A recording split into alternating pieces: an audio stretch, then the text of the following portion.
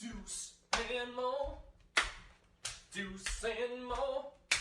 Deuce and more. They tell you what they know. Do it for Deuce and Mo. Deuce and Mo. Hey. Do it for Deuce and Mo. When it comes to the Kings, it's my favorite show. Do it for Deuce and Mo. Deuce and Mo. Hey. Do it for Deuce and Mo. When it comes to the Kings. Big hopes and dreams as we cover our kings. Never cover the kingdom, but we loving our kings. And we covered your prayers as we doing our thing. Big Deuce with the pod, Lil Mo on the screen. Solo or together, still do it for team. Never switch up for $1 or revenue stream. So we always got each other, balance out the beam. Deuce and Mo, and that's the end of the theme song. Do it for Deuce and Mo. We Deuce are and Mo. live! Hey. Do it for Deuce and Mo. I don't even know how I got that. Maybe it's because it's been a couple hours since the game ended. Deuce Mason with my guy from Sactown Sports, Kings Beat Podcast, Brenden Nunes. Hey, Brenden. What's up, dude? What's going on, Deuce? Appreciate you having me on. Not the greatest circumstances, Kings-wise. But No, it's not. And I will say, by the way, normally I'd have my typical setup, but it being Christmas time, I got a new mic arm on the way. Excuse the loud rapping. So my old mic is currently not attached to my desk. So we're going off a laptop, a little lower camera quality. Hope the audio's all right. Hey, you sound great. I don't think you think anyone at home right now is like going, you know what, dude? I'm amped up after this Kings loss, dude, but what the hell? I'm even more mad because Brendan's camera is messed up and he's holding his mic. I don't want to be somebody's 13th reason, Deuce. You got to be careful. Dude, just making sure, man. It's usually we go live a little sooner after games, and in some ways I'm glad I've just had some time just to take a deep breath. You know me, I'm an emotional being, Brenden. I'm feeling it tonight, and I was feeling it last night. The Kings are in a world of hurt right now. Like if the panic button has already been smashed, it's destroyed at this point. I mean, it's just the state of where they're at, and it's really surprising to me. They're the only team with a positive net rating that has a negative record at this current point. There's way too much talent on this roster for them to be struggling the way they have been. They're 3-10 in games decided by 5 points or less, and that feels like a lot of the story because I can't think of an instance where they got really blown out. Tonight actually might be one of the closer instances. This was embarrassing tonight. But they've been competitive in nearly every game, it feels like. It's just there's too many stretches where either one or sometimes both of the defense or offense is just what's going on here? This is going to be an interesting dynamic tonight because obviously I'm the emotional one. You are covering this from a different perspective. You're not all wrapped up into the emotions of this. You're just covering the team. And so I'm glad you were in the locker room tonight. We'll get your perspective on that, all that. I do want to give some love to everybody watching us live right now. Shout out to all you guys for being here. You're probably going, where the hell's Morgan? What is these two white dudes on my screen right now? Well, Morgan is on her way back from Orlando. She's been there this whole week. Doing broadcast work for NBA TV at the NBA G League Winter Showcase. She's getting back to Sacramento tonight. It's funny, she landed at Austin. That was her connecting flight. And she landed right as the game was ending. And I just texted him, dude, it was tied at 52 at the half.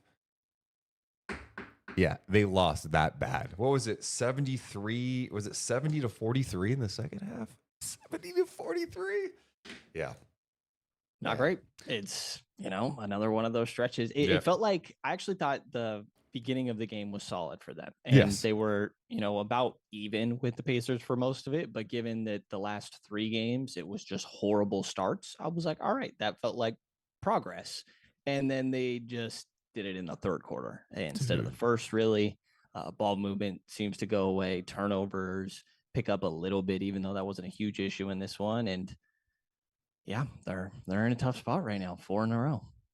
All right, we're going to get started. Thank you so much to live chat. We'll try to get to some of your comments throughout the night, even though it's going to be Toxic City here. It is the final Deuce and Mo podcast before Christmas, so let's also try to have fun. What's up, Manny?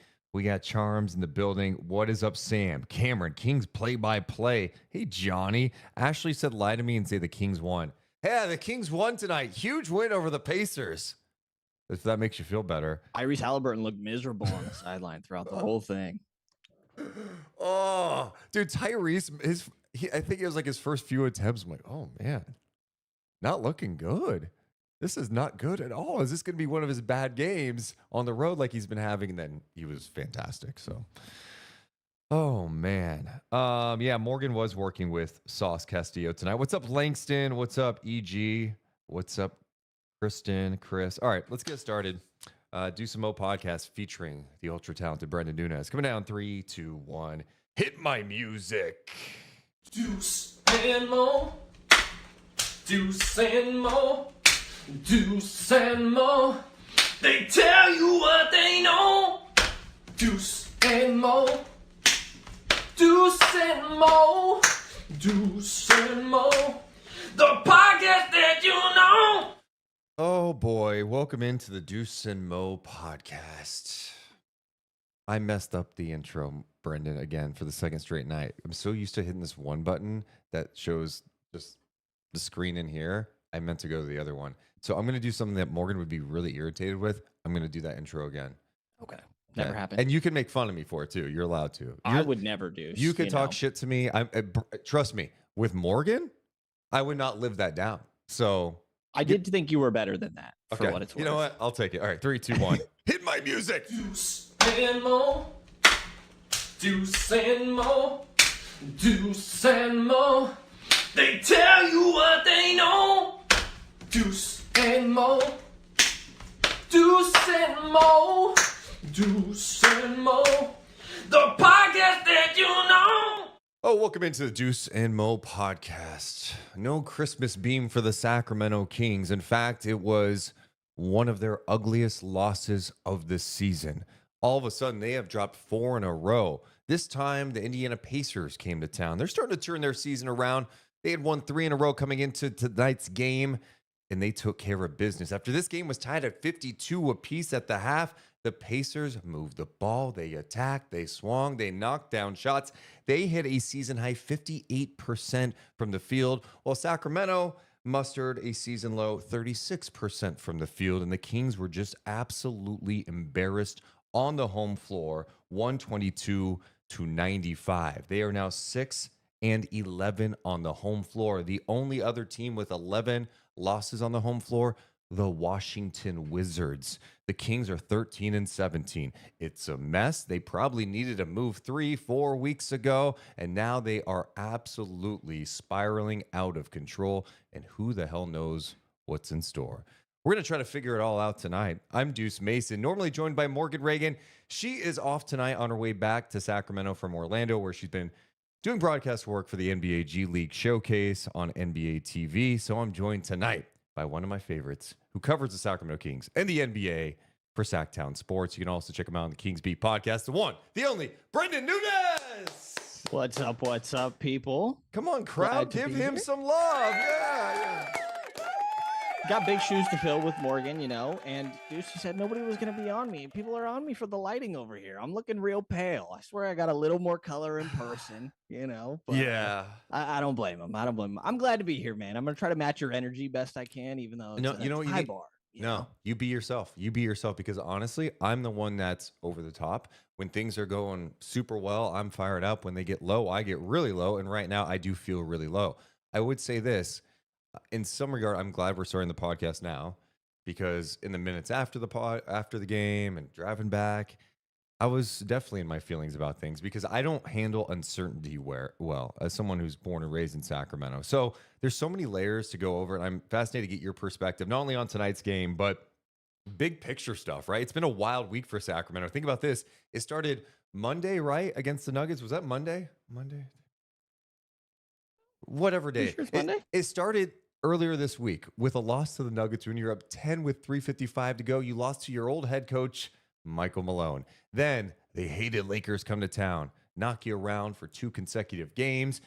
And it's capped off right before Christmas with Tyrese Halliburton, Pascal Siakam coming to town and absolutely destroying you on your home floor. So there's a lot to go over with that and to figure out where do the Kings go from here. I think we all agree something has to happen, right? A tweak with the roster, sure, or do they go crazier and blow it up? But Brenden, let's start with this game tonight. I mean, it started well because I felt like the effort was there, even if the shots weren't falling. They were diving for loose balls. Indiana was missing some good looks, I thought. Where did this go wrong tonight for Sacramento? Like when you're reflecting back on tonight's game, what jumps out to you? I mean, I feel like it has to be that start of the third quarter. Really, Indiana got out on a 9-0 run pretty quick in that quarter. And does TJ McConnell just like always do this against the Kings? I know that he's a really good player and this is his style and what he does, but I feel like he kills the Kings every single time. He does, and I thought that it was just a Kings thing. He does it to a lot of teams. He's just a really good player. He's one of those guys to me that like every team in the league would want. But yeah, he always plays well against Sacramento. He always does. And he wasn't the only one. You know, they got the ball movement back, I thought, for the Pacers. You know, big thing Mike Brown emphasized coming into it was that the Pacers play with a lot of pace, a lot of spacing, and they get downhill a lot. And I thought that the Kings controlled the pace in the first half of this game, really, that there wasn't much transition game from Indiana. And when they got to a half court offense, it got kind of ugly, even for moments. Like Benedict Mathurin threw up a couple shots where I was like, I don't know what the heck that was. You mentioned it earlier. Tyrese missed his first 4 shots in this one as well. And then, you know, did all right for the rest of the game after that. But I thought that they did a really good job, they being the Kings, like just setting the tone and controlling the pace in that first half. And then it got totally out of hand. They miss a couple shots because, you know, you're not getting to your spray threes, hot word with Mike Brown right there. And then you drop your heads a little bit and it takes 2 seconds for Indy to be down the other side and getting buckets up. Watching the Pacers, and not just this year, but, you know, especially last year at the start, it should be noted, like, Indiana's had their struggles this year too, right? They came into this game 13-15. It seems like they're starting to come out of it a little bit. But tonight, at the very least tonight, they play the style that, like, I think the Kings want to play, right? The ball was popping. They were making the extra pass. They're playing with pace, not only in transition, but in their early offense, when they're just getting into their offense fast. The ball movement was great. They're getting in the paint. They're kicking out. They were swinging it. And then they knocked down shots. They also have some pretty good athletes. They also have a guy now in Siakam that when they do need a bucket, they can get him the ball and he can go get them a bucket. I thought he went hunting a lot in this game tonight where he's looking around going, McDermott? Yeah, I'll take on that guy. Oh, Kevin Huerter? Doesn't matter. I feel comfortable. The one guy he struggled with, I thought, early, and to your point, in that first quarter, was Keegan Murray. I thought Keegan did a great job on Siakam. He was playing physical, bumping him. There were no good shots, but Indiana's adjustment was like, oh, we'll get Sacramento to switch. We do a lot of off-ball movement. We screen well. Let's just get Siakam in some good spots. But my whole point is, it's tough to watch because it was just 2 years ago that Sacramento had the #1 offensive rating in history at the time, and they played like Indiana played tonight. Like it is just crazy to see how fast this has shifted, and it's disappointing in a lot of ways. It definitely is. I mean, your strength and superpower of this team needs to be the offense. I know Mike Brown's always a guy that's going to say like that will come essentially, and defensively is where they need to improve. And he's not wrong with that, but you make your money on the offensive end as this team. And they scored 100 in the first game against the Lakers, and they didn't reach the triple-digit mark in these last 2 games. Last one against the Lakers, tonight against Indiana. It's the ball movement. I mean, you said it. The Indiana plays exactly how the Kings want to. And they just played that game better tonight, specifically in the second half. Kevin Huerter said as much. He said, you know, back to last year, that's how they were playing. And there's more moments this year where there's lulls. And I want to be pretty clear. I don't think this is DeMar DeRozan's fault at all. I think he's doing what he can out there, even though he's had a pretty rough, actually, last 3 games, very rough. But I think it's just the nature of when you do bring in a guy like DeRozan and what his skill set is, but it was known what he is coming in. And so you're getting a little bit more pick and roll game rather than DHO. There's not the same. I can remember when Kevin first got here from Atlanta, super pick and roll heavy team that everything's just through Trae Young. He's like, the ball is power. and he seemed to really appreciate the ball movement, and that has slowed down a lot. And I think specifically in these lulls that you see, it's like a lot of these guys, they have good self-creators, Fox, DeMar, Malik, they have those guys that can go do it, but sometimes it can throw the flow off, and then you're living or dying with a tough shot, when in reality, break your guy down, bring a second defender, and then they trust your teammates to capitalize on the advantage. And I think sometimes that just gets lost a little, or there's hero ball moments. And I'm not exactly sure what to make of why, but some of these offensive struggles are what I think can't continue, because that's where you have to be good with the talent that you have on this roster. But what, like, I guess I struggle with, like, what are they as a team, though? And I think right now with Monk in the starting lineup, I think it got off to a nice start. Guys were knocking down shots. There was some extra energy. The pace was good. You also took on a couple of teams like New Orleans and Utah, not, great. There's some other ones mixed in there. I'm not trying to discount it at all. They made shots and it looked like the ball was starting to pop now. But recently, and maybe it's because teams have taken them out of things a little bit, maybe their confidence is shot, their shots aren't falling, that flow is gone. And it feels to me like they go through phases of, we're going to play the right way, but DeMar's maybe not getting his touches. Let's get him some looks, and it becomes like we're force feeding DeMar DeRozan at that point, or like you were talking about, like, Fox has to do something here. And that free flowing offense is just gone. And they really haven't found a good balance. There have been stretches this year where it looks like it's all coming together. They had that one game where they ran that same play with DeRozan like 80 times and it worked well. And they got the win. You're like, okay, maybe they're figuring something out, having that balance, but that balance hasn't been there. And you're right. I think offensively it's crazy. Like, we're talking about struggling to score 100. 2 years ago, in Mike Brown's first year, they had 4 games where they scored under 100 points. Last year, it was 10 games. We're already to 5 this year in 30 games. In a league, well, you score a lot, right? Like, it's crazy. Yeah, I mean, part of the reality is, and I know it's not a fun part of the conversation because it's like, what are you supposed to do about it? But they're not hitting their threes very well throughout most of this season. That plays a big part, obviously. Kevin started slow. I think he's coming around recently, by the way. I feel like Kevin's been doing a little bit of everything out there. He did get attacked a little bit on defense today. But Keon shooting pretty not great from 3 throughout the course of this year. He mentioned in that Athletic piece that kind of outlined the whole Fox situation that his shots are a little bit different, that he was used to coming off DHOs. And I bet you his whole offseason, maybe not this last one, but especially after his rookie year, he's just going off DHOs. He's practicing coming off DHOs and shooting. And now it's a little bit different, so the 3-point shooting doesn't help for sure. But I think even when that's not falling, you have to still trust the guys to do it, because you don't really have a choice in my mind, or else you're living with what we kind of have been recently: Fox tough midi, DeRozan tough midi. And it's like, or Domas trying to almost Angel Reese it out there. I'm going to just throw it up. Hey. And I'm glad you brought up Sabonis, because that's where I wanted to go with next tonight. He came out, and I know people want him. Hey, Sabonis, be aggressive. You look at the final numbers, he had 17 and 21. But watching the game, I didn't think he had a good game. I mean, yeah, the rebounding's great. 21 rebounds, you don't just dismiss that. But it felt like he was forcing things. Really, and I don't know how much this has to do with the fact that he's going up against his old team. He's going up against Miles Turner, his old teammate, the Halliburton thing. It's a big game at home. Second, I have a back-to-back.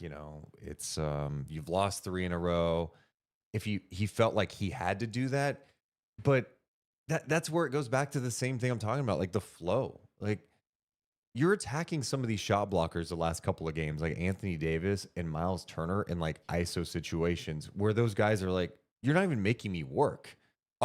Great. You want to try to play bully ball with me? You might get me once or twice, but I've got the length to bug your shot, and I will bug your shot. And that's what you saw from Miles Turner tonight. You saw that the Kings had trouble with Anthony Davis and, Cam Reddish against the Lakers.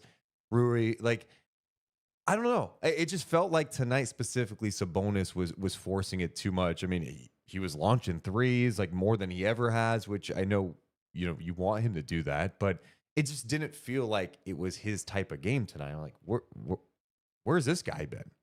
22 shot attempts is pretty crazy for Domas. 15 at the half. He had 15 at the half. Yeah. I looked as we were getting close, and I don't think that passed his career high, but it was right near it. And I asked him after the game, like, was that a game plan thing coming in? Did you have a mindset coming into the game? He's like, no, I was just kind of taking what they gave me. And I would, if I had to guess, it would kind of be what you said, that like the team needs something right now. And even Domas, like he said, he's banged up right now. He's definitely feeling it. I think he has been for a while now, by the way. And he's like, well, I don't feel like I can sit. We're at a point where the team needs me. And that might be that same mindset that leads to him putting up 22 shots. But for the Kings to be at the point where a guy that's always been a pass first guy his whole career, it's actually been hard to get him to take this many shots. And now he's doing this potentially out of like, we need something, almost like desperation of sorts. Like it says a lot about the state of the team. Yeah. And there's a lot of, we love each other. We're all staying together. We're not necessarily getting mad like we did last year. This year, we're trying to more stay together. It's like, oh, that's great. And I do think that's all real and not lip service, but it's got to show at some point. Yeah. And I think too that you can love somebody and still get on somebody, like I think that's something the team has lacked. Who on that team is calling somebody out? I've seen Kevin Durant in a game go at Nurkic and like to fire him up and get his head in the game. Have we seen that with a Kings team the last 3 years? And since I covered the team, Deuce, 6-7 years, something like that. It can't just be coaches. And we've said that forever, right? It's like, okay, Mike can yell at you. Mike can call a timeout. This was another game where like there's over 4 minutes left and Mike Brown has no timeouts. I'm like, what are you supposed to do? Like there has to be some like accountability. Like, well, and it can't be Matthew Dellavedova. It can't be JaVale McGee, like a guy that's not playing at this stage of their career. It has to be somebody that is contributing decently and doing it while they're out there on the floor, not just, as you come into the huddle, because Jay Crowder seems like a guy that gets in people's ears a lot. He doesn't have that effect because he's not playing those minutes. And he's still like new here too, right? Right. He's still trying to get to know guys, get comfortable. He's not playing like you said. So I feel like in a competitive environment, that's what you need. Me and Morgan get on each other sometimes during a podcast or during a broadcast, during a break. It's like, hey, dude, what the hell are you doing? Like, focus, Get that intro right. Let's go. Yeah. Like, Deuce, what are you doing? But seriously, like it will be like during a Kings broadcast and she'll be like upset about something. I think she did. I'll be like, dude, lock in. It's over. It's a turnover. We're playing. Let's go.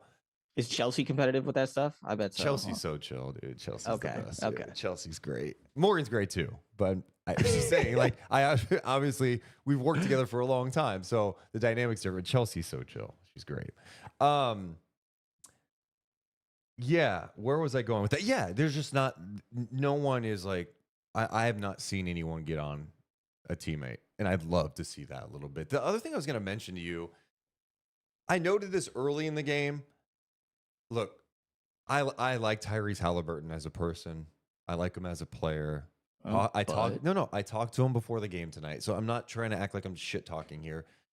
To put it mildly, he's not a good defensive player. He did get fired up after I think he might have gotten a piece of a Fox jumper late, and Fox was staring at him after. I didn't think Fox liked that Tyrese was all pumped up. Whatever, but you know what I mean. He's not known for being a good defensive player. The Kings never went at him. I'm watching in the first quarter going, he's on Malik Monk right now. I'm sorry. He can't guard Malik Monk. The one time I noticed they did this, DeMar DeRozan got the ball in the post with Halliburton on him. The help came.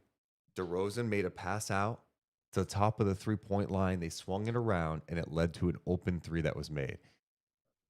I'm not saying you have to go ISO mode and seek out that mismatch to get yours, but that help's going to come, and you can make that quick decision and get the ball moving. They didn't do enough of that. I just don't understand. Like, I watch the NBA enough to see these other teams. They're going at Halliburton. They're trying to make him work, put him in action because help has to come.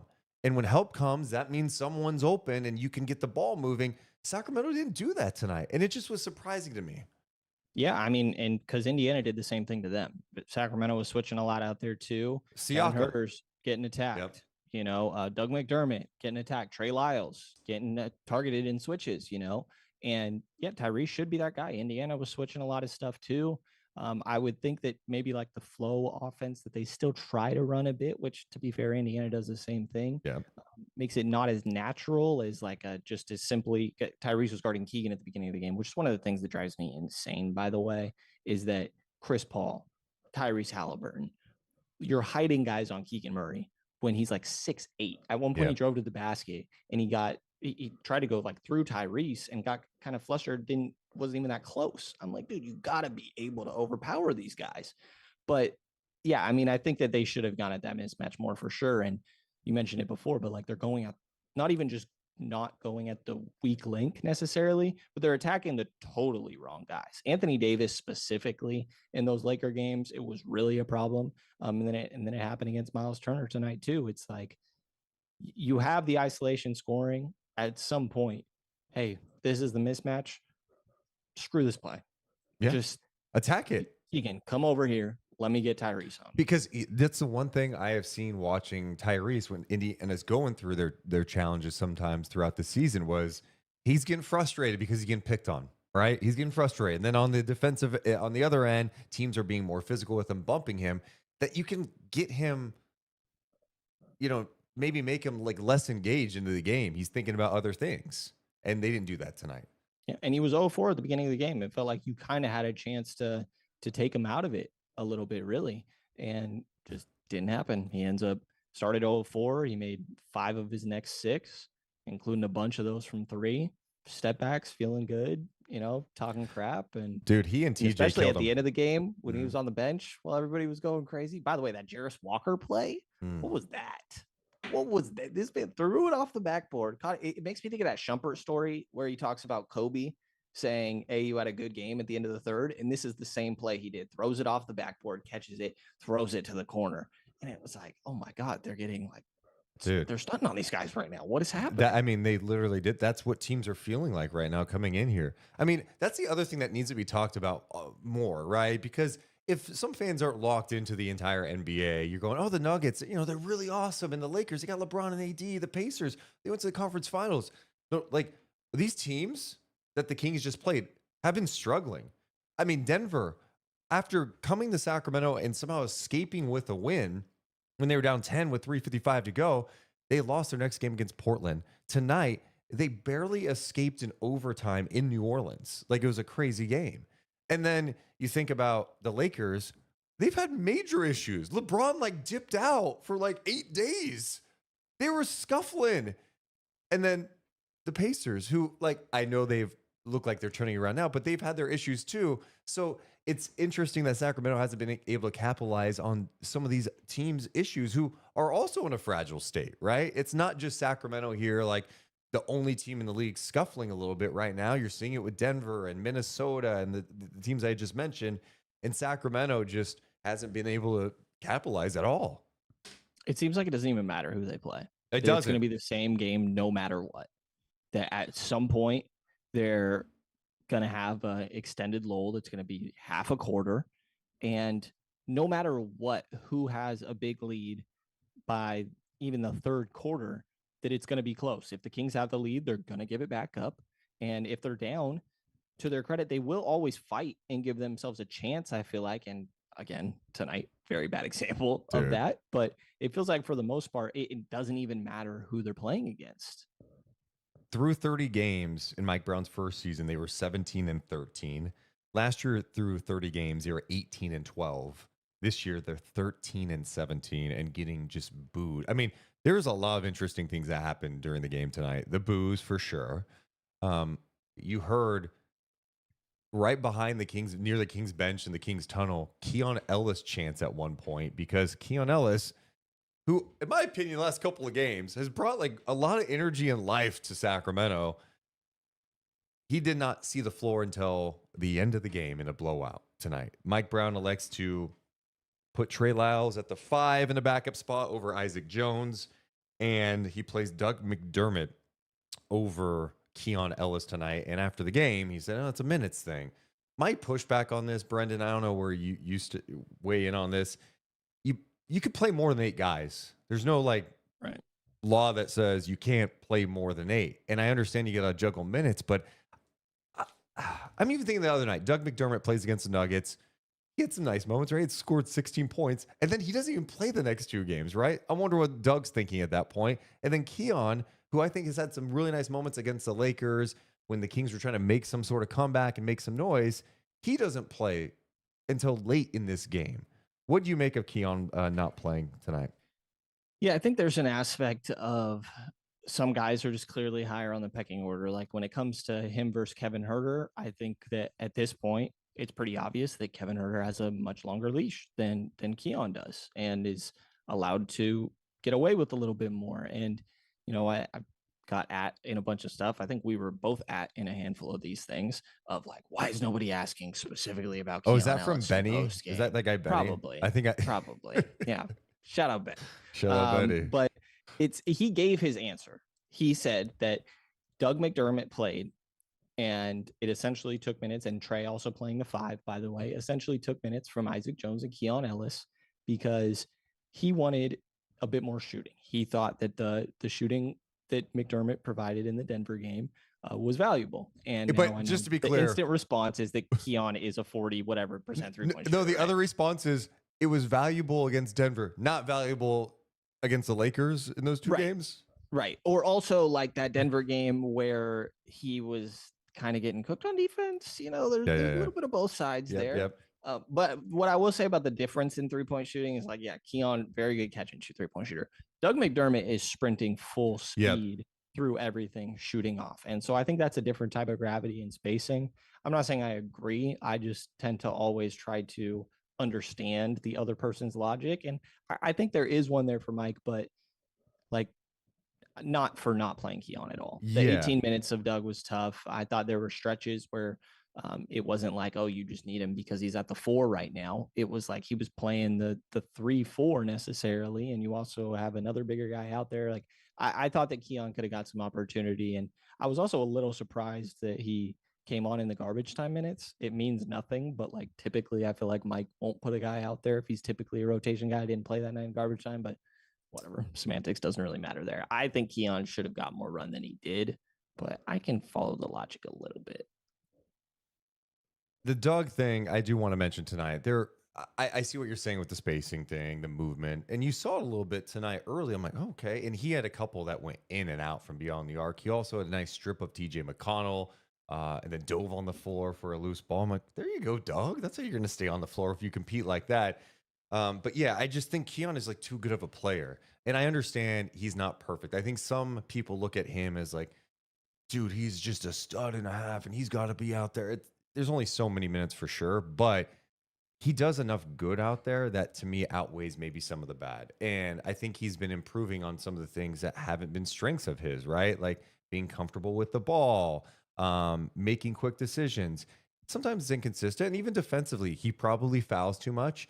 But I also think he's doing it out of like, he's trying to do the right things out there more times than not. The deflections, the steals, the blocks, like he brings energy into the building when you're doing that stuff. And then when the Kings get out in transition, they're a super dangerous team. So I look at where this team is at right now and go, there's just no way you don't play Keon Ellis. I think Keon Ellis would be playing on a lot of teams in the NBA right now. I think so too. You see a bunch of national guys confused about why Keon isn't playing. I honestly think he should be in the starting lineup. Like, well, and maybe that's, Mike Brown loves to get a sample of something and then make an adjustment. Where the Kings are at right now, maybe that's the adjustment. Maybe it is Monk going back to the bench, putting Keon back out there, see if they can set the tone defensively a little bit with Keon Fox and Keegan. And maybe you get DeMar going a little bit more offensively. Yeah, it makes sense to me. I think Mike's whole point of why he didn't want to start Malik for 100, however many games that he was in Sacramento before he finally did, was it just about being easier to stagger minutes. And now we get a stretch where there is going to be more pick and roll than any DHO stuff because De'Aaron Fox is out there with Kevin Huerter, Keegan Murray, Doug McDermott, and Trey Lyles, and it's like, all right, go do everything, De'Aaron. And typically you might have Malik in that little stretch as well. So I think that I would look at going back in that direction. I don't know that I expect them to, though. Like it, and maybe Malik will be fine with it. But there is the other aspect. This guy wanted to start for a long time. I'm sure feels good about it. Domas made a comment of about time after he finally did end up in that starting lineup. Like, and what I've seen the DeMar DeRozan conversation about people saying that too. I actually don't hate the idea. Are you really doing that to a guy? What, 30th all time in scoring? Like, I'm open-minded to anything at this point, and obviously you want to keep a team together. But it's tough. You're right. Monk just got put in the starting lineup, and he all those things you just mentioned are legit points. I think the challenge too is just defensively at times. I think Monk's done some nice things defensively, but it's always going to be a challenge out there when you have Fox and Monk, two smaller guys.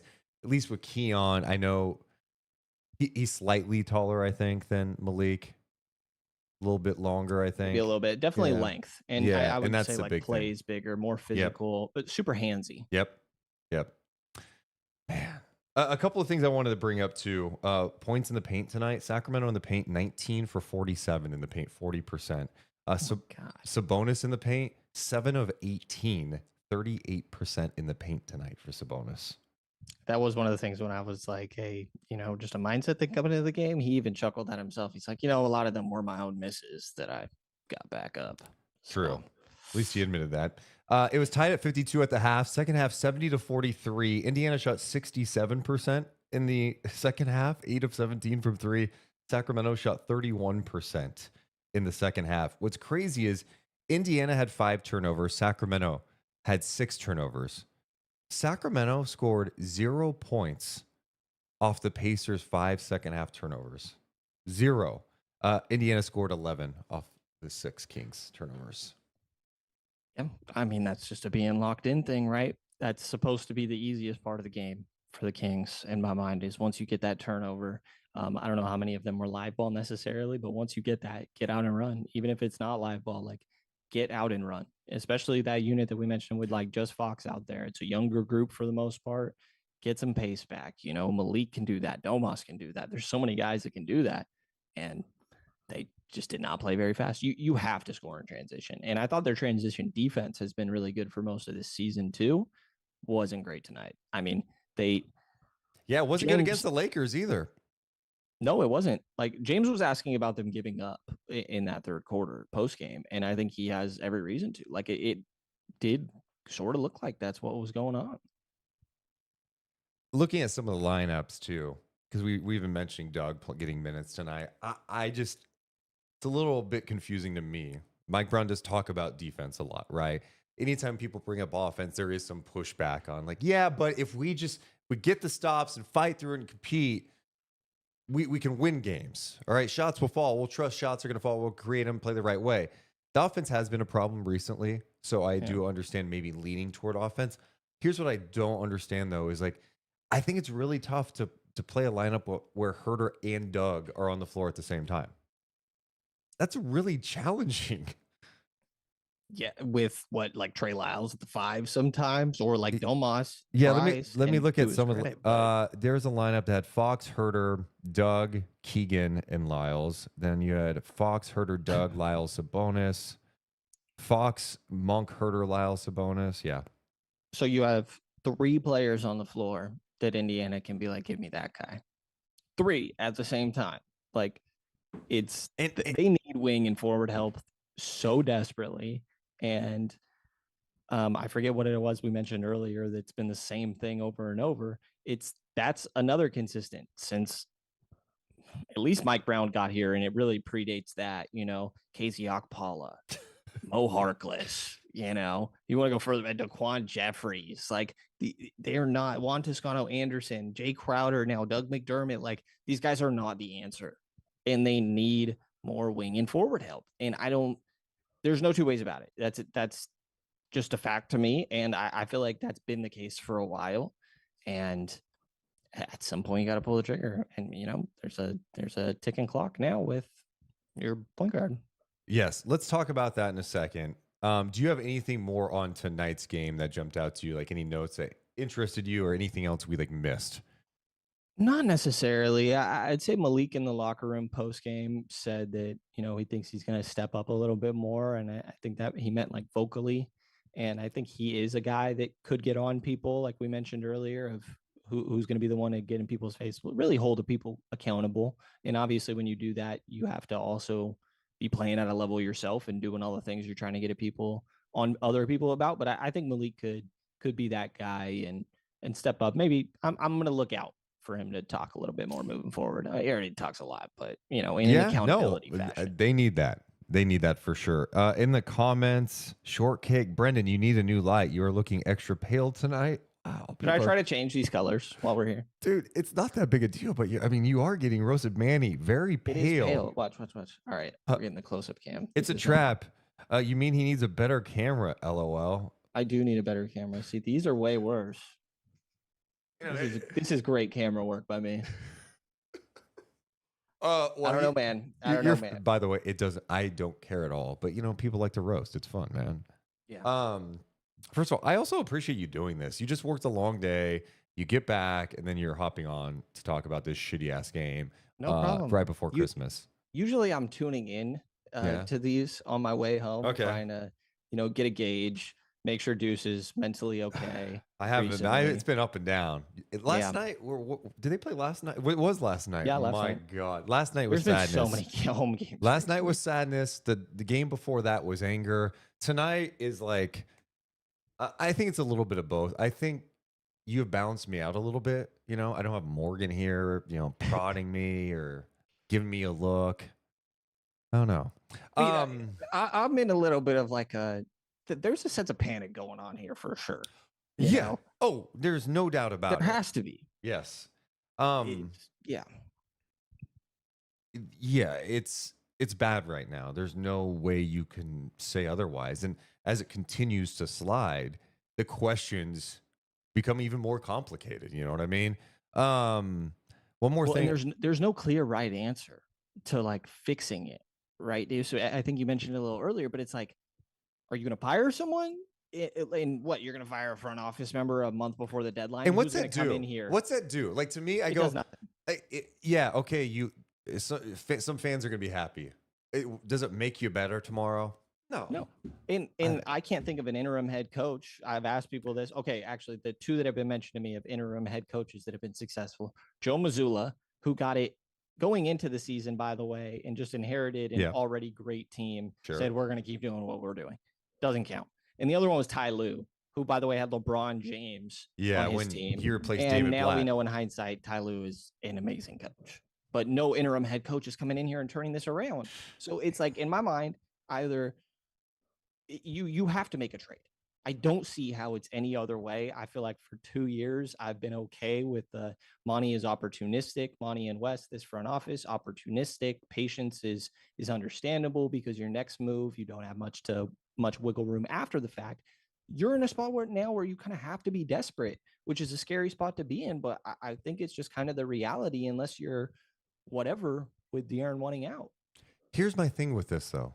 We're at the stage where a few weeks ago, I was like, yeah, you can make a subtle tweak and they'll be fine because they're, at the 500 mark or right around that you're feeling good. This is slip sliding. And all I'm thinking about is, okay, what's the trade that gets Sacramento pushed in the right direction again? Because now you've dug yourself a hole. You've lost a ton of home games. 6-11 at home? Is that real? I keep looking at that. Like, that's the real number? 6-11 at home, 7-6 on the road. And 2 years ago, they actually had a better road record than home record.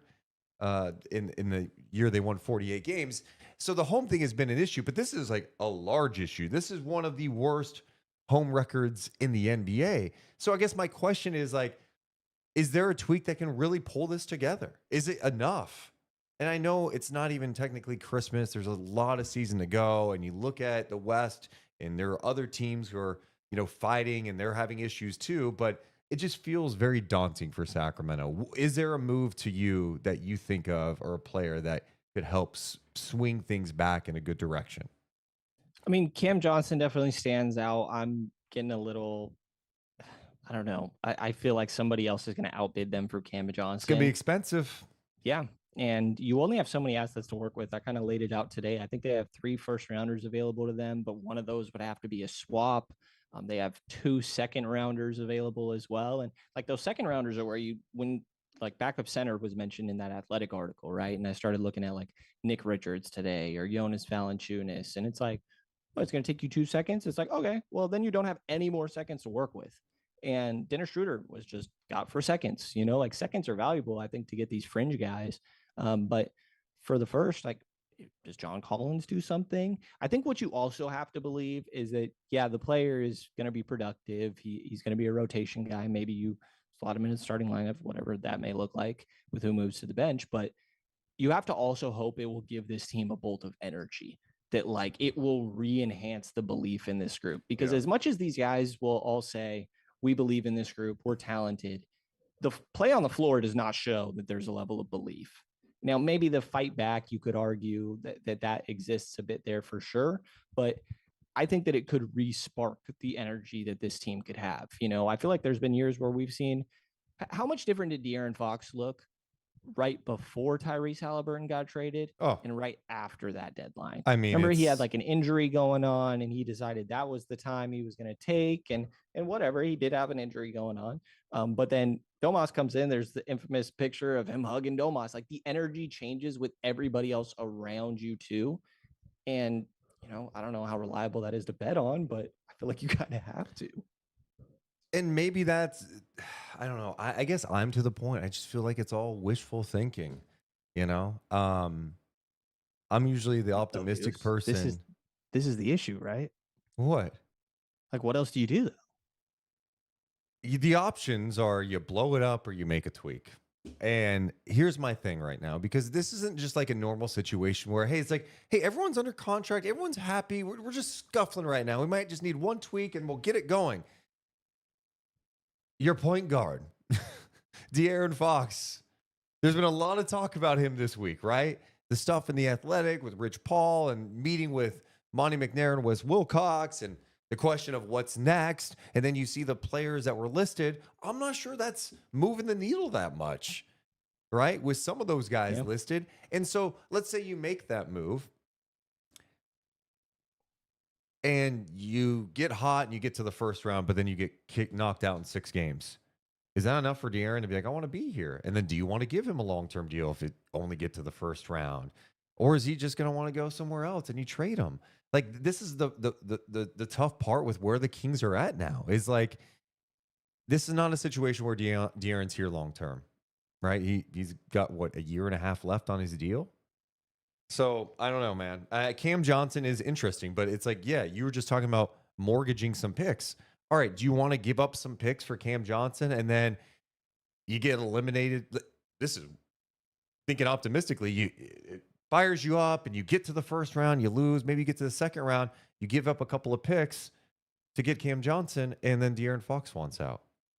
I don't know. Maybe you feel like that's okay too, because then you can recoup some of those assets in a trade for De'Aaron, and maybe you kind of retool instead of rebuild. I don't know. There's so many things going through my mind, as you can tell, Brenden.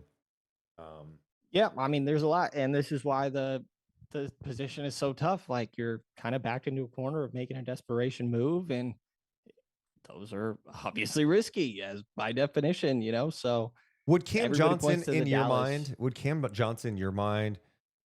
Even if you gave up 2 first-round picks, do you think that's worth it to take that swing? Do you think that could propel him? You just think about it. You have got Fox. Your starting lineup would have Fox, Sabonis, Keegan, Cam, and then I don't know what goes in the trade, but it's a tough one for me. I guess it's a lot easier if you're not being in that seat to say yes, obviously. Because are we talking? We're probably talking unprotected picks. Like people talk about this Dallas, not necessarily unprotected, but low protections. Like, that's how these picks become valuable, right? Like, people point to Dallas, myself included, what they did last year. They went out, made some deals. They get PJ Washington, they get Daniel Gafford, obviously. It cost them a lot. to go do that. For PJ Washington, Grant Williams, Seth Curry, and a 2027 first round pick, top 2 protected. At that point, it was like Luka could not be there by then. Yeah. And that was a lot of risk involved. But you know what they did? They went, we have to keep him here. Right, and the only way to keep him here is to take a swing like that, because if he decides to leave, we're fucked anyway. Yep. Like, so let's go out and take that swing and get 2 guys that we feel can be impactful. And what do you know? It was enough to get them to the NBA Finals. Yeah. And they're a really good team this year. And look at how they've kind of tweaked some things now. It's like, oh, we maneuvered. We got Najee Marshall. We get Klay Thompson. We still got Gafford and Lively. We got, PJ Washington. They have a good team, You know what's funny? All 4 of those dudes would be great on the Kings. Yeah. Like literally all of them. And and I love that you're bringing this up. It's something I admire so much about what the Mavs did last year. Grant Williams, they signed as a free agent, and they thought he was going to be impactful. They didn't hang around and go, all right, we'll just kind of like see how it plays out. Like, let's just go through the rest of the year. No, they go, it's not working. Luka's not vibing with him. We're kind of struggling. Let's take a swing at something. And they got rid of him. And they cut bait fast. It's okay to do that. It's okay. And that's where I think Sacramento is now. You have to make a move maybe that you're not going to be comfortable with. Yep. It's okay to admit mistakes. I'm with you. I think that's one of actually the most admirable things. But you also, from a front office guy, but you also have to be in a position where that, like, if I admit this mistake, it's not going to come around and bite me. It's not going to be a bad look from the person that hired me. And so, I just a small portion of it, but obviously you got to take risks. Scared money don't make money. Now, right? my counter to all of this is it's easier to take that type of gamble if you're Dallas when you've got Luka, who is a generational talent. Yeah. The Kings, I love De'Aaron Fox. He's a borderline all-star, right? Like, he's been an all-star once, all-NBA guy once. Luka is like in the MVP conversation, all-NBA every year. Kyrie Irving, a little bit of a gamble when they got him, but when everyone knows when Kyrie's like locked in and on, he's one of the most dynamic scorers in the league. That guy's an all-star, all-NBA caliber player. They've got 2 of them. 2 of them. And one of them's a generational guy. The Kings have a guy in De'Aaron Fox who everyone thinks, yeah, he's got all-star. He could be an all-star. But no one looks at Fox as like a generational talent. No one puts Fox in the category of Kyrie Irving or Sabonis in this category. You know what I mean? So that's where it's tough for Sacramento. And that's where I struggle with. For me, as someone who's been watching this team forever, my whole life, I'm not ready for them to like just dismantle everything. But just because I'm not ready doesn't mean it's not the right thing to do either. That's the whole fork in the road here is really, it's also a decision from the Kings side. Like, they don't just have to give De'Aaron this max contract when it comes back around. Like, they have something to consider there as well of, is this guy good enough to be a number 1? But my whole issue is that's the hardest piece of the puzzle to find, right? This is why teams tank. This is why Detroit is seemingly turning around. They got a lot of role players that, cleaned up the surrounding pieces of their roster, but Cade Cunningham is that guy. And they had to tank their ass off to get Cade Cunningham. But that hasn't always worked either. If you decide that Fox is not the guy, I get it. What is your path to getting another guy? Dude, yeah. My whole argument constantly is like, I think that you're in a spot where you kind of have to bet on him to eventually reach that status that you'll surround him with enough stuff because you don't have very many other options. I feel like that's the state of the team that's been built. And I guess that's going back to the larger issue is these are things we've known for a couple of years. The first season they were really good with Mike Brown. I was cool with them not making any real moves at the deadline. They got Kessler Edwards, right? It was the first year with that group. You kind of want to see it, like, cool. But then the next last deadline, they didn't do anything. That was a tough one. That's a really tough one. And I think it's tough on guys in the locker room. I'm sure it was tough on De'Aaron Fox too, going, we know the weaknesses. We didn't really address them. Here we are. this league is athletic. There's wings galore. Every time you watch the Kings play another team, it's like, God, you could use that guy. You could use that guy. They've got size, athleticism at the wing spots, and Sacramento just doesn't have that at all, right? Like Keegan is their wing. So, yeah, if you're going to build it around Fox and maximize how talented he is, you got to put these pieces. You got to have shooting around him. You've got to have length and athleticism, especially when you got Sabonis, and they don't have that.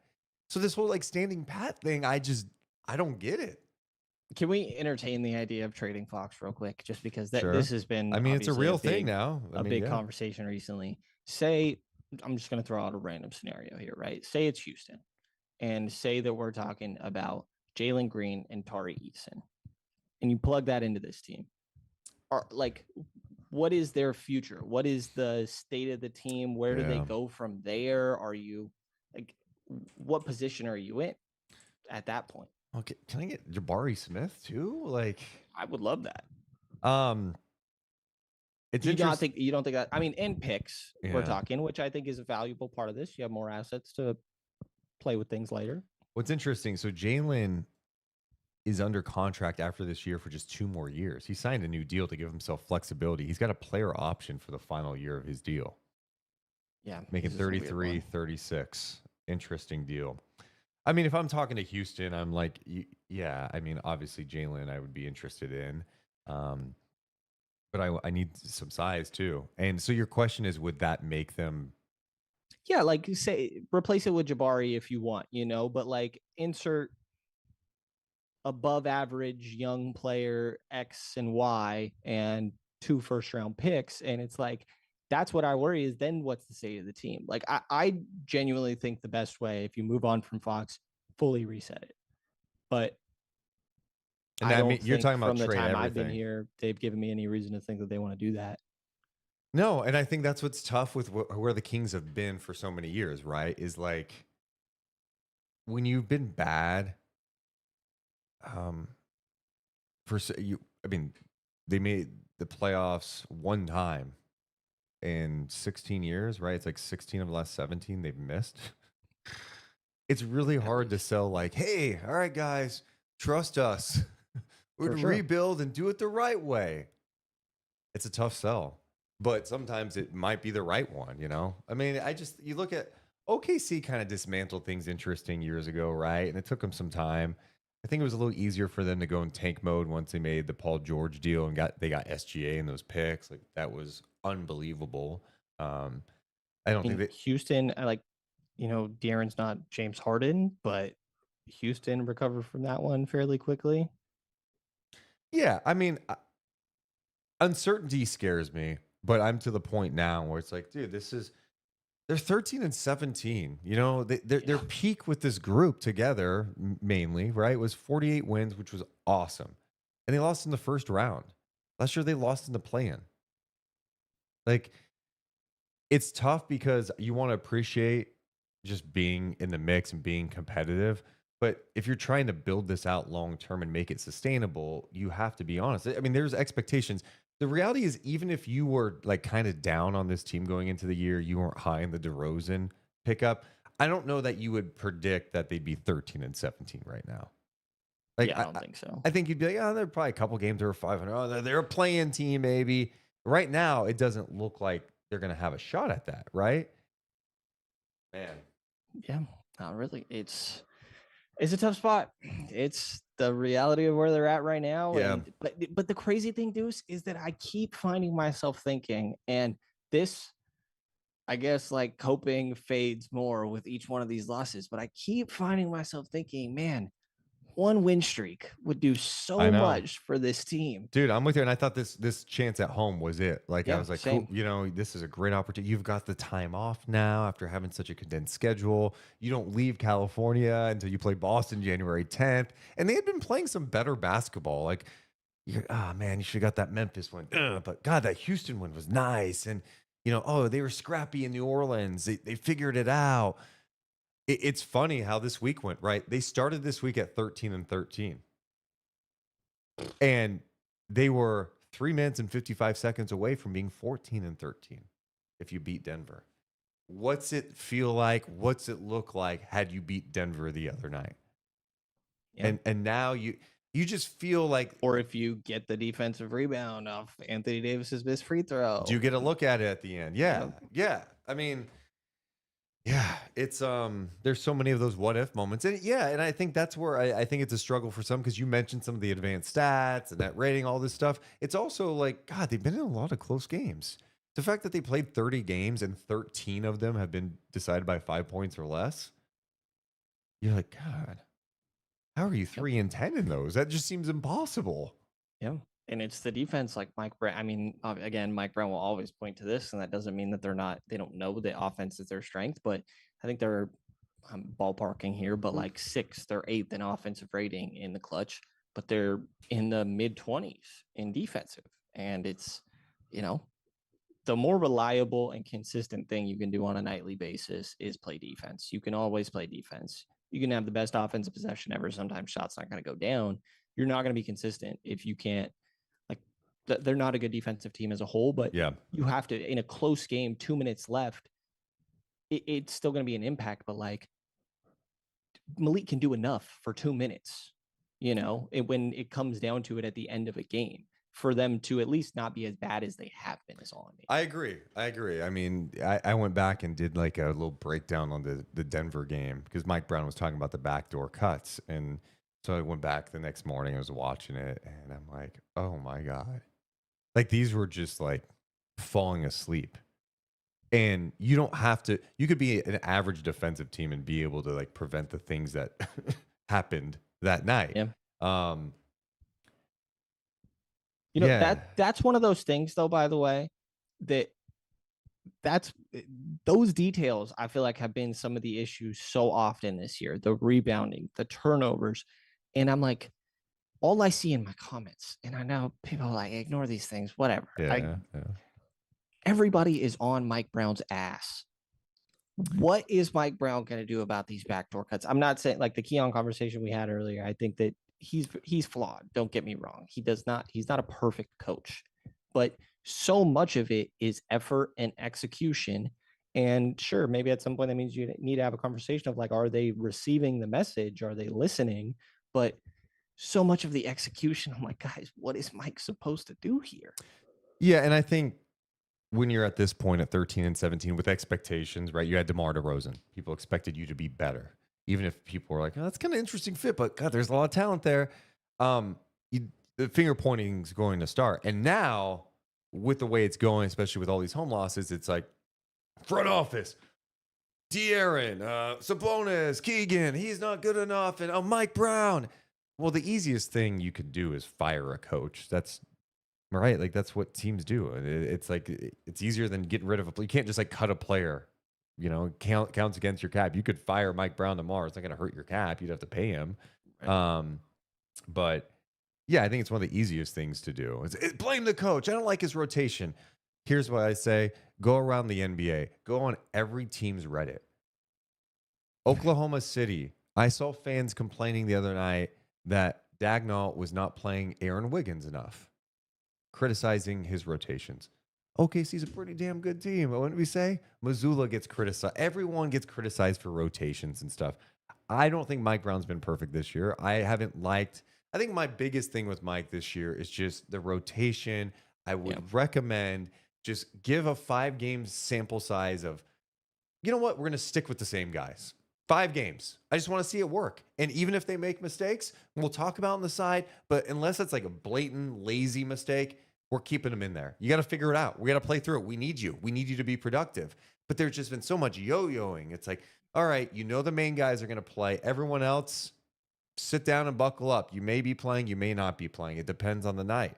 And if you make one mistake, all right, we're going Orlando over you, Isaac. Or, hey, Orlando, sorry, Alex Len's playing tonight. It's tough. That's a really tough thing for a player to deal with. Keon was a starter at one point, not playing. Right? Doug scores 16 in the game, doesn't play the next 2 games. And this type of stuff happened last year. So those things, I think, are probably my biggest gripe. But the things you mentioned are exactly right. Like, at some point, we have to just talk about the players. Like, go out there and execute. You guys are better than this. Like, don't be ball watching Nikola Jokic. You can't just be staring at him because he will pick you apart. Like, that's what he does. I mean, this is basic level, see man, see ball, see man, see ball. Like, you get taught at a very young age how to do that. Even the other night, Mike Brown is literally talking about how to throw a post-entry pass. What? Yeah. We're talking about that at the NBA level? Last year, They was talking about closeouts. They taught closeouts 2 years in a row, Deuce. Like, what? It's like, I'm know pretty sure I this. watched Wake like, I up. think De'Aaron Domas teach this at their camps in the off season. Yeah, that's really tough. So yeah, I'm with you big picture wise on that. Yeah. I got a couple more things I want to get to.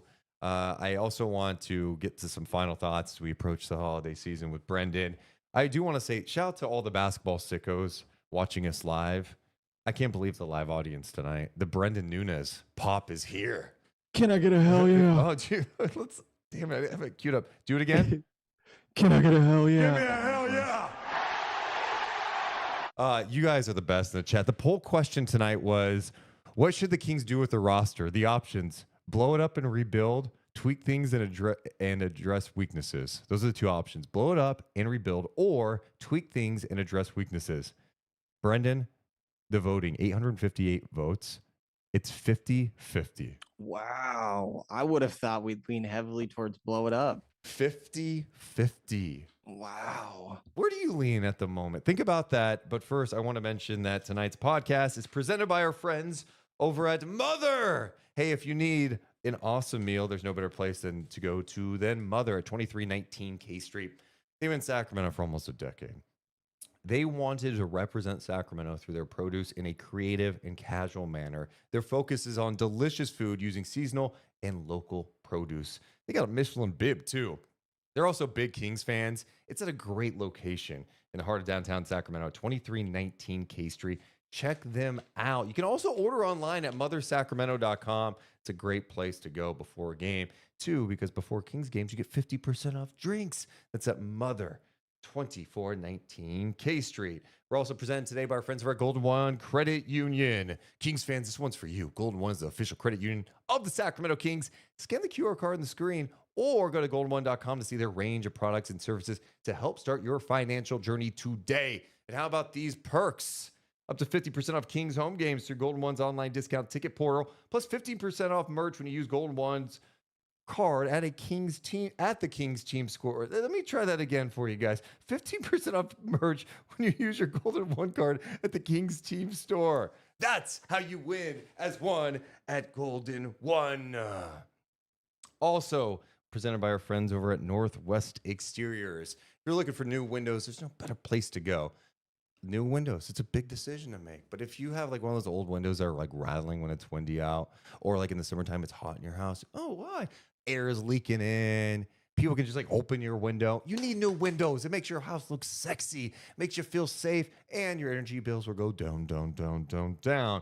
And right now, Northwest Exteriors has a deal that you should check out. They're offering to give you a $109 window buyback offer. Plus, they will donate $20 to the Warrior Foundation Freedom Station for each window purchased. The foundation supports veterans. That offer expires December 29th, 2024. I encourage you to check out their website, northwestexteriors.com, because they are simply the best.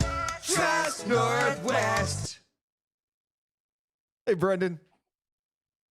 Killed that. Thank Killed you. that. Thank Chad's you. telling me that I'm obligated to do some song too. If you Okay. If I just get a little, I'm not opposed to it, but I need a little. Do we get like? Can I hear Mo do it one time? I know she's not here. But simply the best run back one this or what? Beamless Nights thing. Oh, a beamless night, dude. Last night, I'm gonna actually pull that up and play it, because it was one of those moments on the podcast where she was like complaining about being tired and hungry. It was a shitty game, and I just mentioned, yeah, it's been a beamless week, and then she just went into it and saying, I was like, how did she do that? I don't know if you're gonna be able to hear it though. Actually, if I play it with how it's set up. Shut up and light the beam is stuck in my head nonstop, by the way. I'm going to play this just real fast, even if you can't hear it, just because I talked about playing it. So and it applies to tonight. Bless, it's a beamless week. And I'm waiting for Santa. Can he bring me wins in his old bag and bring me joy on top of Rudolph? And maybe I don't even need you. And maybe I don't want to see you. And maybe you're just nothing and you don't exist. I'm talking about Santa. Because it's a beamless night. And if you were real, you'd bring me a fucking beam. One of the highlights of the season was Morgan Reagan doing that. I like the emo vibes to it, you know. Are you musically talented? Like, what do you have? You know, I'm not opposed to trying. Like, I missed out on our buddy Sean Cunningham's birthday party the other night. I heard they ended at karaoke, and I'm a little sad that I didn't get. When we all went out, little mini backstory. I don't remember if you were there, Deuce, but when we went to San Francisco and a bunch of media guys ended up spending the night there during the playoffs, a handful of us all went out. We ended up at a karaoke place at the end of the night, and I had never done like public karaoke. You know, I'll get a room with some friends and stuff or whatever, but I like beat myself up after for so long thinking like, man, I just had no clue what song I wanted to do. That was my only thing I was hung up on. And every time I listen to a lot of music from that moment, I'm like, oh, this could be a karaoke song. Yeah. This could be a karaoke song. And I've missed out. So I'm not opposed to it. I don't know about Mo's whole freestyling thing here, though. It's improv. She's talented. Yeah, I don't know. talent, Like, I sure. like karaoke too. Like, Sean invited me out to that, and it was like, Sean, the Kings play tomorrow at 3. Yeah. What time are you guys going out? Oh, like, I don't know. I'm probably get there like 10:30. I'm sorry, what? I got the same start time. Yep. Which, by the way, means a lot later than 10:30. Yeah, exactly. And that means like and plus, you know, gotta be on TV the next day. I can't be hung over a Deuce with bags under my eyes. I already had to have makeup put on before the last game. I had Chelsea Gray's awesome makeup artist do me up a little bit, you know, clean me up a little bit. Gotta do it. Yeah. You know? So I don't know if we had. I don't know. I don't know if I had those lyrics in front of me from Mo, then maybe I could try to recreate it. But off the top of my head, man. All right, dude. It's all good. It's all good. Yeah, you did get me a little excited, but it's fine. What did I say we were going to talk about before we went into the break? My opinion or our opinion on the poll. The poll question. What should the Kings do with the roster? Blow it up and rebuild, or tweak things and address weaknesses? Right now it's at 51-49. Tweak things and address weaknesses, leading. Where do you weigh in at the moment? And by the way, what you feel right now may not be what you feel next week. So yeah, I lean towards tweak things. Honestly, I think the most ideal thing is to fully reset, like fully embrace the tank. But I get, we talked about it, like history of the franchise. It's hard to do that. I get that. So where they're at, I think that you bet on Fox. I'm still a big Fox believer. Yeah. I think that this guy he's having the best season of his career, by the way. And I still think there's still room to go up. So I think that this is the closest thing that you're going to get to a number one on a championship team that can be it on the right night. He was great in that Golden State series, by the way, the one playoff series that we've seen. There's guys that elevate in big moments, and De'Aaron, you know, known like, oh, when he gets pissed off, he plays way better. Like, he might also just play way better in the playoffs, and we don't really know very well. I think it's the closest thing you're going to get to a number one, and that's the hardest thing to find. So I think you got to try to do what you can to keep them around and retool, get some wings, get some forwards. Maybe don't keep drafting point guards in the first round. I think tweaking, I think I'm at that point of tweak things and address weaknesses. But like, to me, it needs to happen soon. I don't know that you can wait till February, but then you get into the other point is like, these teams know you're desperate. Right. They're seeing what's happening right now. They're reading The Athletic. They're talking. They understand. They're connected with other agents and hearing the Fox stuff. And, oh, man, they're 13-17. Like, they understand what's on the line here. Yeah. There's typically, like, as a selling team, it's like, oh, we should wait till the deadline. We're going to get the best deal possible then. Yeah. But I do think there are some teams that could be also more incentivized on the other side to try to make a move, like Utah. Utah, I forget the protections on their pick, but they owe it to somebody else, but unless it falls under certain protections, they absolutely want to try to be in the Cooper Flag race. And does getting rid of John Collins for I mean, I saw something mentioning it's a first round pick, but they think that price could come down. Could it be 2 second-round picks because you want to embrace the tank? Is, Portland in that for some reason? I don't know how I feel about Jeremy Grant, but Jonas Valanciunas on the Wizards. I think there are certain teams that would be encouraged to move on earlier rather than later for tanking purposes. Yeah. I mean, it's clear they need to do something. And they may have to do something that makes them uncomfortable, like I said, whether it's maybe even trading someone that you don't even think about. I think everyone points to like trading Trey or Kevin. You may have to give up something that's maybe a piece that you didn't anticipate giving up. Like, I don't think anything is off the table right now, in my opinion. Nothing at all. Jake Fisher mentioned that other teams are curious to see what they want to do with Malik Monk. He also said that he doesn't think the Kings are doing that, but when you start to figure out, okay, what are they sending off of value? What's the best thing you can get here? Like Keegan, Malik, maybe Devin are all very, in my mind, have good value. And that's how you get tricky here. And let's not forget, I mean, just played this Pacers team. This is a front office that traded away Tyrese Halliburton when nobody expected that in the slightest. That's true. So everything is on the table, 100%. Man, what could it be? And it seems like Devin Carter's getting closer. He's playing a lot of games. He's playing a lot of games with coaches recently, and they're going hard too. I would not be surprised if we see him sooner than we realize. Soon. I definitely think soon. But then I go, where the hell does he play? That's where you go. Maybe a move has to happen, right?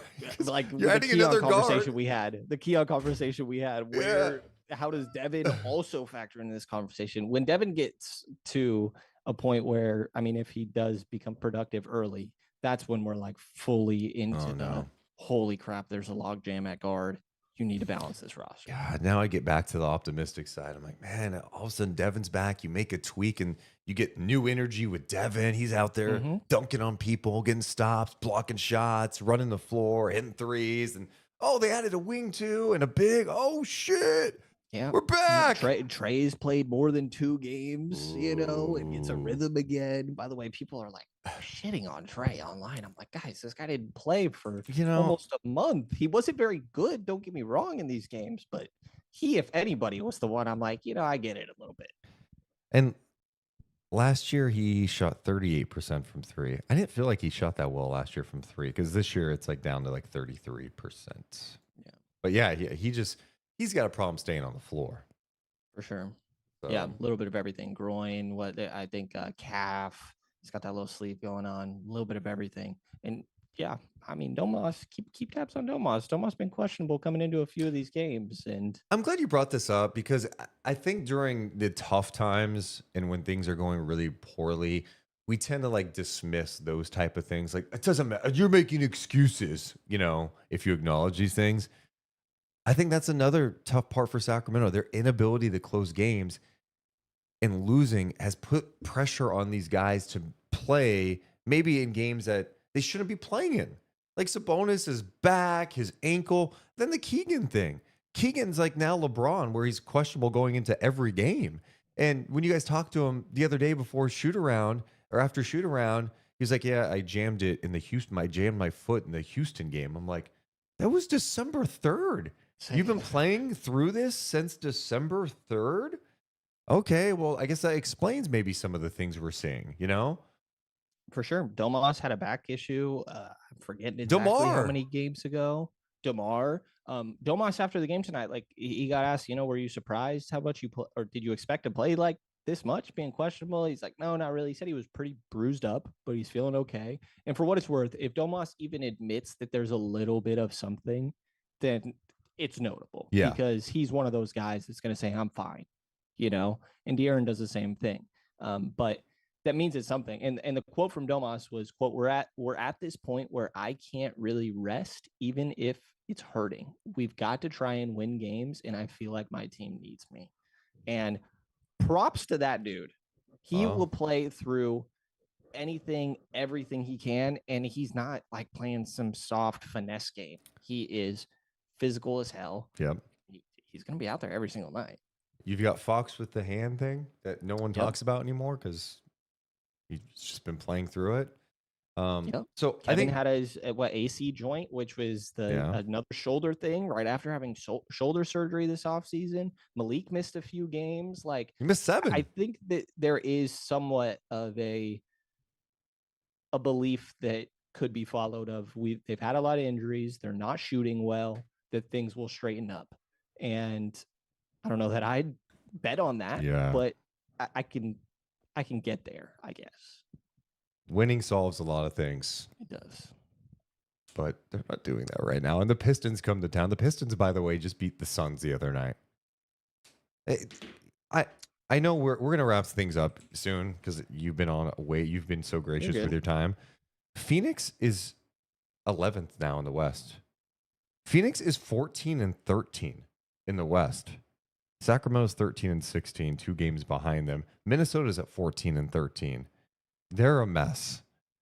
Golden State's been messy. Denver's been messy. It's just an interesting time. Well, and it shows how quick things change, right? Like Milwaukee and Phoenix are both examples in opposite ways. Phoenix starts super hot, cools off.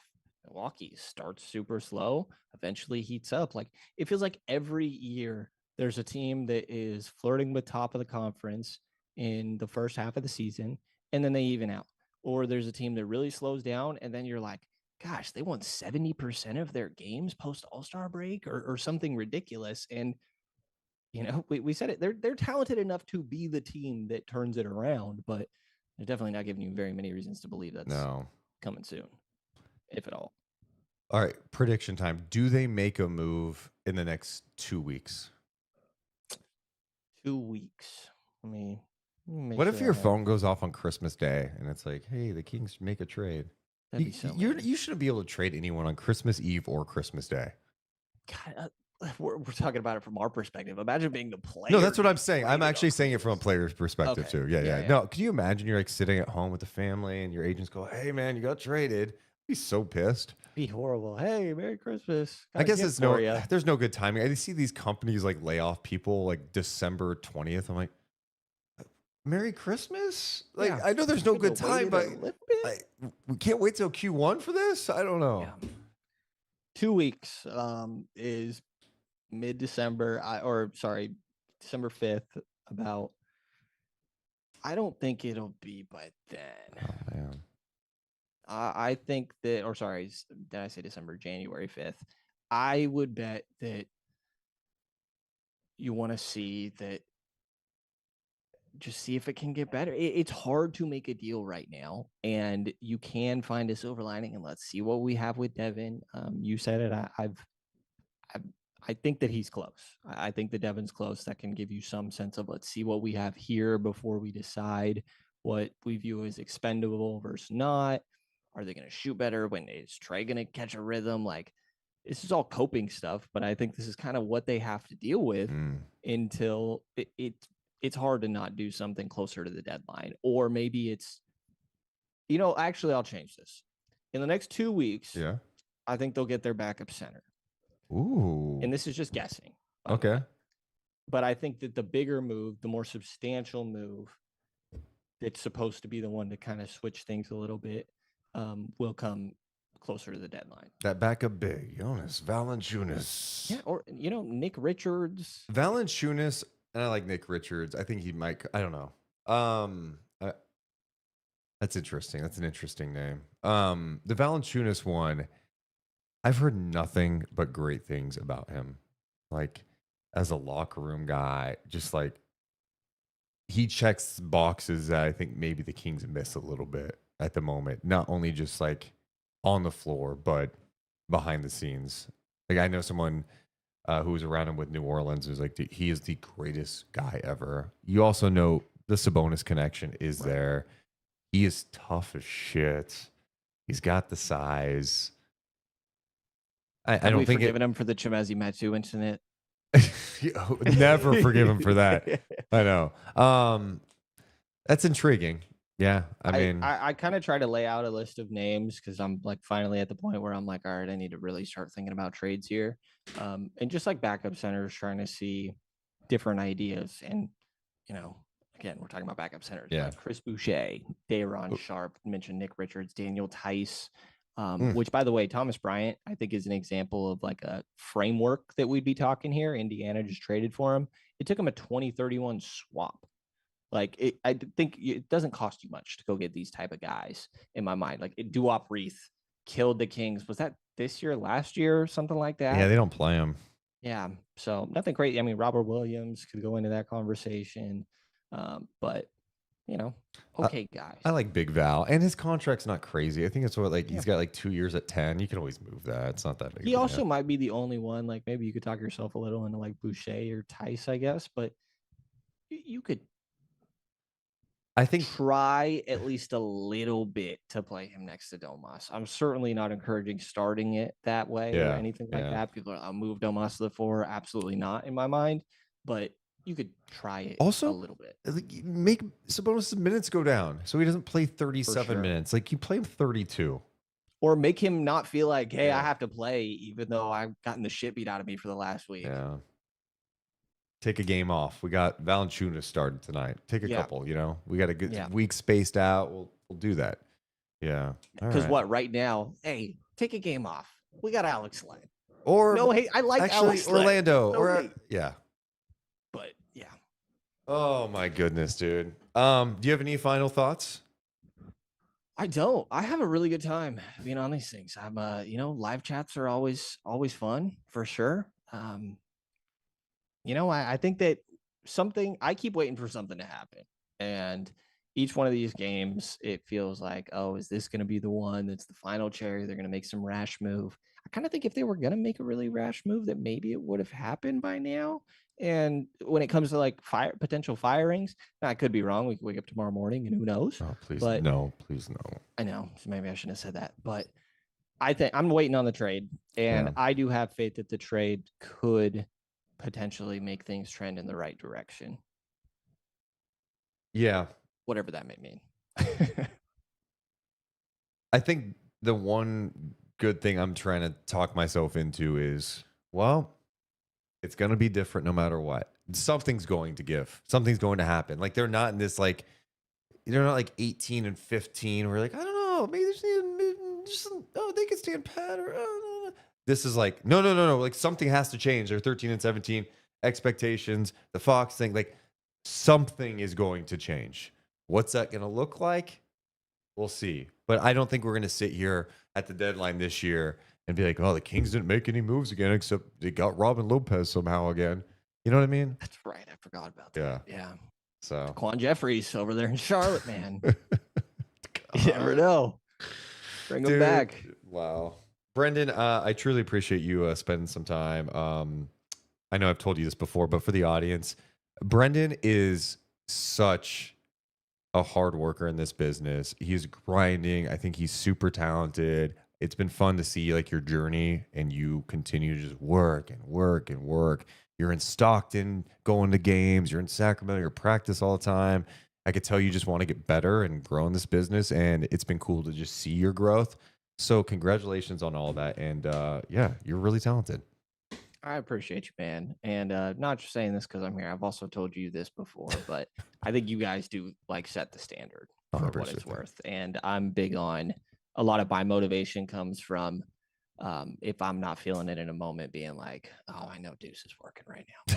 Like I gotta do something, not in a competitive way. There's a lot of people that I think I kind of think of in that regard. But yeah, you set the standard, I appreciate that. And Joe in the chat loves you. Brenden, low key cute. That's cool. Oh, you said Joe? Joe in the chat, yeah. I don't know, Joe. All right. Well, he's just calling you cute. It doesn't mean he was like hitting on you or anything. I just complimenting. I appreciate it. What okay. Are you out here, dudes? I don't know. Your reaction was interesting. I'm taking shots at you. I appreciate Joe. That's my dad's name, man. It's just a little weird, Well, I do appreciate the kind words, and thank you so much for filling in for Morgan tonight. And no problem. We'll see you Sunday. Enjoy your Christmas, dude. Enjoy it with the family, and I'll see you the 26th. Kings, Pistons. Absolutely. Thanks for having me. All right. Appreciate it, everybody. That's the one and only Brenden Nunes. He's the best. I really appreciate him spending some time. As we wind things down here, I just want to say thank you again. I know we said some thank yous last night, but I also want to shout out my partner in crime, Morgan Reagan, who's not here tonight, on her way back from Orlando. Dude, she was in Orlando at the NBA G League Winter Showcase. She did 8 games in 4 days as a color analyst, sideline reporter, and she went back to watch Kings games and then to be here on the podcast after. And you would never know it. Like, she just has the same energy. Like, I'm seeing some of her stuff from today, and I'm like, she was running on like no sleep, and she crushed it. And so I'm just so proud to see where she's come from. Like, I've seen her journey since she was really young in this business, and to see her growth and her competitive fire and her passion to try to get better and improve her craft is just so cool. And it's not easy for a woman in this business, and she has had to overcome a lot of obstacles along the way, but she works hard and she's passionate. She loves the game, and most importantly, she treats people well. And I think that just goes a long way. And I think because of that, she's going to go very, very far in her career. She is supremely talented. It's crazy to see how much she's gotten better from year one to now on TV too. You know, so many people, people are hard on the broadcasters that they watch on TV all the time, and there's a lot that goes into it. You're doing new things, you're trying things or whatever, and you're vulnerable. You're on live TV.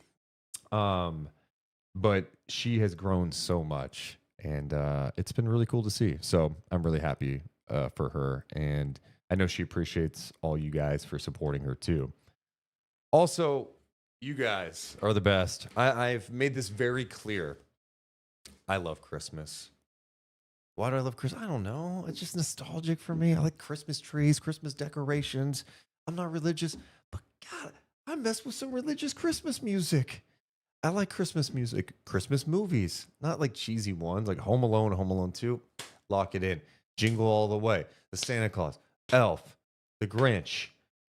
I'm missing some. But my point is, I love this time of year, and I get super like reflective, and I think about the last year as this year of 2024 is winding down. And every year I come back to the fact that I'm just appreciative of this journey I'm on. And I'm so glad that we have formed this podcast community that you guys are a part of. We have to break it down sometimes. Like, we're talking about basketball, and we get in these disagreements about the roster, coaching changes, blah, blah, blah. Sometimes I have to take a step back and remind myself, I am on camera right now talking about basketball with fans all over the world. A sport has brought all of us together. People from all over the world, people in Sacramento, other fan bases, all in one spot to hang out and talk about a game. That's cool shit. It's cool. It's cool that this community is what it is. And your guys' support has meant so much to me over the years. This business I love so much, but it's taxing at times. It's competitive. It's tough. And, I'm just trying to get to the next level of my career. You guys have helped us, me and Morgan, get there with the support, because people pay attention. They see what we're doing on the podcast and see the outpouring of support you give us, and showing up to our live shows or giving us love on social media or at the arena. It goes a long way. And I truly mean this. Yeah, I know I'm talented, but if I didn't have you guys behind me, rallying me, keeping me motivated, I wouldn't be getting the opportunities to do more broadcast stuff. You guys have meant the world to me, and I am just feel so fortunate to be working in an industry that I love, but most importantly, I get to do it in my hometown of Sacramento. I can't imagine being anywhere else. I don't want to ever have to go anywhere else. I'm just enjoying this moment, and I love you guys. Love you guys so much. Appreciate the super chats as well. I wish I read those before that long thing because that would have been a perfect close. Shout out to Ben, donating $3. Xavier, shout out to you. Raiders and Kings are poverty. I'm a fan of both. Hang in there. Joe, donating $5. Brown's self-imposed rules and system are ruining the season. Pick your best 10 guys and play them. And then G, donating $2. A bonus is a major liability. He is tricking y'all. God, why did I have to read all those negative things? I felt like obligated to mention the super chats. Let me pretend like none of that just happened, please. Just pretend like none of those messages just happened. And we're ending on the sweet, loving thing I just did. Make sure to hit the thumbs up. Make sure to subscribe. Also, hit the comments after the show. Also, one last personal shout because I just saw Carlin's name in the chat. This last year with Carlin, it's been a year since he had the surgery. December 18th, I'll never forget taking him outside that day, getting ready to host on NBC Sports California for the first time with Mike Bibby. Had never worked with him before. I take Carlin out. It's like 2 o'clock in the afternoon. I take him, come on, Car, come here, Car. And his back legs just drop to the ground. What the hell? Go. Get him to the vet right away. Has emergency surgery. I get him back. He's thin. I don't know if he's going to be able to walk again. He's on all these pain meds. Going to rehab twice a week. What a journey. Twice a week last year. And just kept going. And he kept getting stronger. And now he is to the point now he can kind of get up on his right leg. But most importantly, this dog doesn't need any medication. No meds. And in addition to that, he's happy. He's the same dog. He doesn't care. He just keeps going. He just keeps going. And so we're going to keep going. Kings may be 13-17. It's not fun right now, but I promise you, win or lose, we will have fun on this podcast. That starts December 26th after Kings Pistons. We'll get through this together, just like we got through 9-game losing skids before together. We'll gather. We'll express our frustrations. We'll kick, scream, yell, celebrate, all those things. Most importantly, we'll laugh too. Appreciate you guys so much for the support. I hope you guys have an amazing Christmas. Have a happy holidays. Enjoy this time. And we love you guys so much. But I got to go. Have an amazing night. See ya. Deuce and Mo, Deuce and Mo, Deuce and Mo. They tell you what they know. Deuce and Mo, Deuce and Mo, Deuce and Mo. The podcast that you know.